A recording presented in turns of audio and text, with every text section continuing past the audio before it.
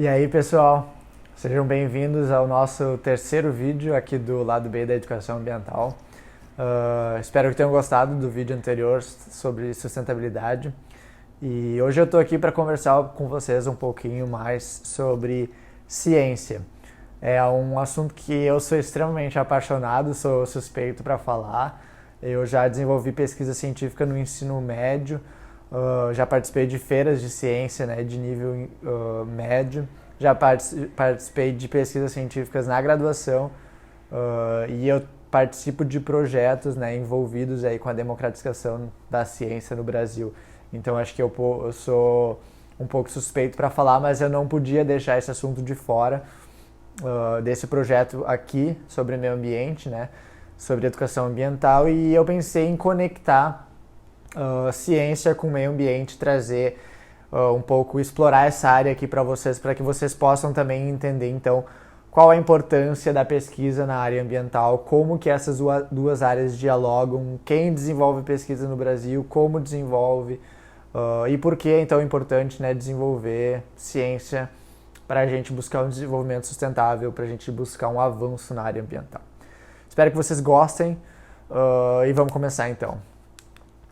Bom, a gente vai falar brevemente sobre os conceitos de ciência e pesquisa, como eles são, né, um pouco diferentes, aí, o que é ciência, o que é pesquisa, como a pesquisa é feita no Brasil, né, quais são os dados, quem cuida, né, da área de pesquisa científica, a pesquisa ambiental, né, então o que é a pesquisa com foco na área ambiental e qual é a sua importância para a sociedade.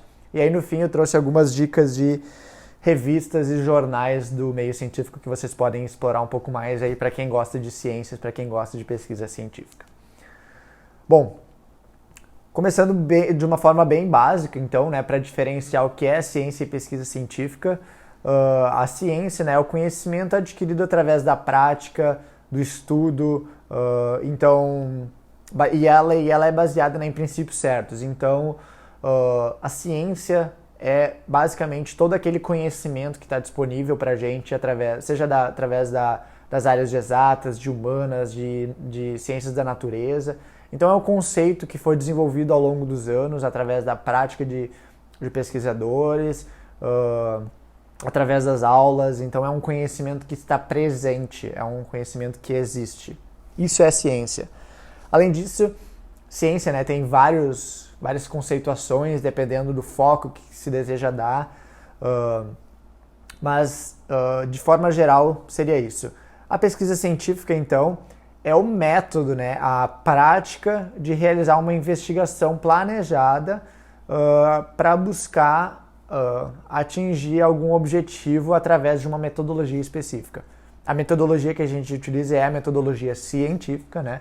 Então a pesquisa científica é justamente a prática dos pesquisadores de estabelecerem um método para irem atrás, investigarem, pegarem amostras, fazerem pesquisas e através desses métodos analisar alguma situação de mundo, seja ela uma situação social, seja ela uma situação natural, seja ela uma situação física ou química, e muitas outras, né? Então é justamente essa prática de buscar um resultado, buscar um objetivo, tentar entender o mundo. A pesquisa científica contribui então para a formação da ciência. Eles estão relacionados e estão conectados. Mas aí nessa abordagem que a gente vai dar aqui no bloco, a gente vai focar um pouquinho mais em pesquisa científica. Porque a pesquisa científica é a ferramenta que a gente utiliza hoje em dia para desenvolver ciência. Então ele é o método que a gente está aplicando no dia a dia. A gente vai entender como que a pesquisa científica na área ambiental ajuda a desenvolver a ciência que está estabelecida sobre o meio ambiente para que a gente possa, então, ter um desenvolvimento ambiental desejável. Trouxe aqui um dado, esse dado aqui varia de site para site, esse aqui é um dado que leva em conta apenas os artigos e revistas indexados no Web of Science durante os anos de 2013 a 2018, mas existem outras plataformas de ciência, né, de pesquisa científica, que trazem dados parecidos. O Brasil varia aí de 13º maior produtor mundial de pesquisas científicas, 14º, 12º às vezes, então é um valor que varia. Mas o Brasil está aqui em último lugar, em último lugar desse gráfico, né? É o 13º maior produtor mundial de pesquisas científicas. mas ainda assim existe esse grande déficit em comparação com países como Estados Unidos e China, que a gente sabe que estão muito à frente no desenvolvimento de novas pesquisas científicas. Em geral, o Brasil é considerado um grande produtor, poderia estar melhor, existem diversas falhas, mas a pesquisa no Brasil ela ainda resiste, ainda existem muitos pesquisadores. Eu acho que esse gráfico aqui ele pode ser interpretado, né, de diferentes formas, de diferentes vieses, mas ele mostra, né, um pouco do potencial do Brasil. O Brasil não está mal colocado, mas também o potencial de estar melhor colocado ao mesmo tempo. Mas bom, o Brasil então é o 13º maior produtor mundial, né, de pesquisa científica, mas e como que a pesquisa científica é desenvolvida aqui no nosso país, né? Eu trouxe aqui 2 diferentes níveis de governo que tem ferramentas, que tem órgãos para legislar, para apoiar, para auxiliar as pesquisas científicas no Brasil, né? O primeiro deles é o governo federal, então que é basicamente representado pelo Ministério de Ciência, Tecnologia, Inovações e Comunicações do governo federal, então é um ministério subsidiado ao presidente da República. E aí a gente também tem alguns outros órgãos, como o Conselho Nacional de Desenvolvimento Científico e Tecnológico, que é conhecido como CNPq. Alguns outros órgãos também fazem esse trabalho aí muito importante. Eles acabam auxiliando, né, com investimento, com ferramentas, com eventos voltados à pesquisa científica. Os governos estaduais, então, cada governo estadual atua de uma forma diferente, mas eles são responsáveis, então, pelo apoio local, um incentivo local dentro daquele único estado, né? E aí são diferentes fundações que existem de estado para estado. O Rio Grande do Sul tem fundações diferentes que o Ceará, por exemplo, mas cada estado tem os seus órgãos de apoio à ciência. Eles também fazem esse trabalho aí de financiamento, de bolsas de estudo, enfim. E aí eu também trouxe os diferentes níveis de desenvolvimento de pesquisa. O primeiro deles é a pesquisa desenvolvida no ensino médio. Ele é o nível mais baixo de desenvolvimento científico, então antes do ensino médio, a gente ainda está tendo uma formação muito na base do aprendizado, e aí a partir do ensino médio existe a possibilidade de nos tornarmos pesquisadores, cientistas. Ele é disforme entre os estados da federação. A gente sabe que alguns estados, como o Rio Grande do Sul e São Paulo, estimulam muito a pesquisa científica no ensino médio, enquanto outros estados não estimulam tanto.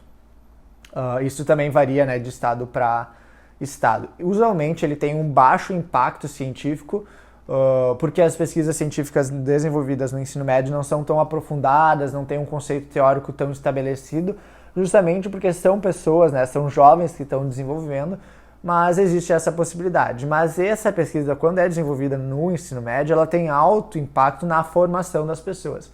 Então aquele jovem que faz pesquisa científica no ensino médio, ele vai se tornar um jovem mais qualificado, com melhores capacidades de observação, analíticas, relações no futuro. Então ela tem aí benefícios. E alguns colégios e regiões brasileiras, então, têm alto desempenho. Algumas regiões do Brasil, através da pesquisa no ensino médio, levam jovens ao exterior para apresentarem as suas pesquisas, por exemplo. Foi o que aconteceu comigo e com muitas pessoas que eu conheço. Sugerem que vocês pesquisem um pouco para ver se a escola de vocês oferece algum tipo de oportunidade nesse sentido. E depois existe a pesquisa no ensino superior. A pesquisa no ensino superior no Brasil é a massa da pesquisa, é onde está o volume, é onde são desenvolvido o maior número de pesquisas, independente do setor, é no ensino superior. Um exemplo disso é que 95% de todas as pesquisas científicas realizadas no país são do ensino superior. São de alta qualidade, né, porque já existe um nível educacional maior, existe possibilidade de implementação, seja ela através de empresas, seja ela através de governos, de políticas públicas. Então aquela pesquisa que foi desenvolvida lá numa universidade, ela pode ser aplicada na sociedade. E essa pesquisa ela é realizada por alunos de graduação, pós-graduação em universidades públicas e privadas. Eu deixei aqui um artigo também para que vocês pesquisem que as universidades públicas são responsáveis pela maior parcela, né, de pesquisas científicas no ensino superior. Então, dentro dessa divisão, né, onde o ensino superior já desenvolve mais pesquisas, a universidade pública desenvolve mais pesquisas dentro do universo do mundo superior. é um fato interessante aí para dar uma pesquisada também. E por fim, existe a pesquisa científica na indústria, que é o famoso P&D pago, onde indústrias contratam pesquisadores para estudarem especificamente um produto ou um processo de interesse deles. O que acontece então é que essa pesquisa ela é voltada para patente, essas indústrias buscam patentear essa solução para que elas possam então depois vender através da implementação em algum de seus produtos ou processos. Ela ainda não é muito desenvolvida aqui no Brasil, são poucas as empresas que se aventuram nesse ramo, mas eu acredito que está crescendo. Nos Estados Unidos, por exemplo, a P&D na indústria é muito grande. As indústrias investem muito em desenvolvimento de pesquisa para que elas possam justamente se tornar inovadoras, né, no mercado tecnológico aí afora. Mas bom, o que é então a pesquisa científica na área ambiental? Eu deixei aqui uma frasezinha de outra pesquisa científica, né? A gente faz pesquisa científica baseada em pesquisa científica, que diz que nós, cientistas, devemos ter a responsabilidade social no desenvolvimento de uma pesquisa para ajudar, para contribuir no avanço do país. A gente não pode abrir mão da qualidade da pesquisa, porque justamente essa pesquisa traz melhoras para o país. Mas como assim? Botei aqui um exemplo, né, da pesquisa científica na área ambiental, onde a gente tem problemas, como, por exemplo, falta de saneamento básico, mudanças climáticas, uso de recursos naturais, crises hídricas, como a gente viu em São Paulo, tragédias ambientais, como alagamentos, deslizamento de encostas, a poluição dos rios e do ar. São problemas que a gente tem na sociedade. Através do método e da pesquisa científica, a gente cria soluções e encontra soluções para esses problemas.